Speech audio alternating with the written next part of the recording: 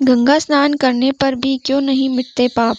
कभी कभी हमारे मन में यह शंका होती है कि हमने अनेक बार गंगा जी में स्नान कर लिया और वर्षों से गंगा जल का सेवन भी कर रहे हैं, फिर भी हमारे दुख, चिंता, तनाव, भय, क्लेश और मन के संताप क्यों नहीं मिटे? हमारे जीवन में शांति क्यों नहीं है? इसका बहुत सीधा सा उत्तर है कि मनुष्य का भगवान और उनके वचनों पर विश्वास न करना। शास्त्रों और पुराणों में जो कुछ लिखा है वह भगवान के ही वचन हैं। यदि हम तर्क न करके पुराणों की वाणी पर अक्षरशः विश्वास करेंगे तो उसका फल भी हमें अवश्य मिलेगा।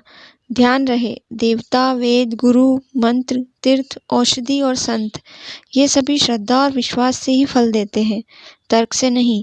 इस बात को एक सुंदर कथा के द्वारा अच्छे से समझा जा सकता है। एक बार भगवान शंकर माँ पार्वती घूमते हुए हरिद्वार पहुँचे। पार्वती जी ने शंकर जी से पूछा, हजारों लोग गंगा में स्नान कर रहे हैं, फिर भी इनके पापों का नाश क्यों नहीं हो रहा है?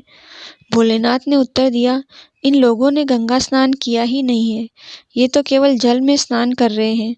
अब मैं तुम्हें दिखाऊंगा कि वास्तव में गंगा में स्नान किसने किया है। भगवान शंकर ने गंगा जी के रास्ते में एक गड्ढा बनाकर उसे जल से भर दिया और साधारण मानव के वेश में उस गड्ढे में खड़े हो गए। शंकर जी कंधों तक जल में डूबे हुए थे। उन्होंने पार्वती जी से कहा कि तुम गंगा स्नान करके आने वालों से निवेदन करना कि मेरे पति को इस गड्ढे से बाहर निकाल दो, लेकिन शर्त यह है कि यदि तुमने अपने जीवन में कोई पाप नहीं किया हो तभी इन्हें बाहर निकालने की कोशिश करना, अन्यथा इन्हें छूते ही तुम भस्म हो जाओगे। कई दिन बीत गए, हजारों लोग गंगा स्नान कर उस रास्ते से निकले, लेकिन शर्त सुनते ही शंकर जी को छूने की हिम्मत नहीं करते और यह कहते हुए चले जाते कि हमने इस जन्म में तो कोई पाप नहीं किया है, पर पूर्व जन्मों का क्या पता नहीं हमसे कोई पाप हो गया हो। एक दिन एक व्यक्ति ने आकर पार्वती जी से कहा, मैं आपके पति को इस गड्ढे से बाहर निकालूंगा। पार्वती जी ने पूछा, क्या आपने कभी कोई पाप नहीं किया है? उस व्यक्ति ने उत्तर दिया, मैंने बहुत पाप किए हैं, किंतु अभी अभी मैंने गंगा जी में स्नान किया है, इसलिए मेरे सारे पाप नष्ट हो गए और मैं निष्पाप हो गया हूँ। उस व्यक्ति ने जैसे ही भगवान शंकर को गड्ढे से बाहर निकालने के लिए अपना हाथ बढ़ाया, शंकर जी स्वतः ही गड्ढे से बाहर आ गए। भगवान शंकर ने पार्वती जी से कहा, इसने वास्तव में गंगा स्नान किया है, क्योंकि इसको विश्वास है कि गंगा में स्नान करने से सारे पापों का नाश हो जाता है। ऐसे प्राप्त करें गंगा स्नान का पूरा पुण्य फल।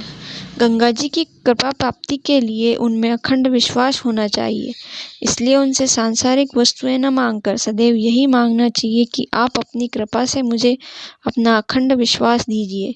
गंगा में डुबकी लगाते समय यही भावना रखनी चाहिए कि हम साक्षात नारायण के चरण कमलों से निकले अमृत रूप ब्रह्म द्रव में डुबकी लगा रहे हैं।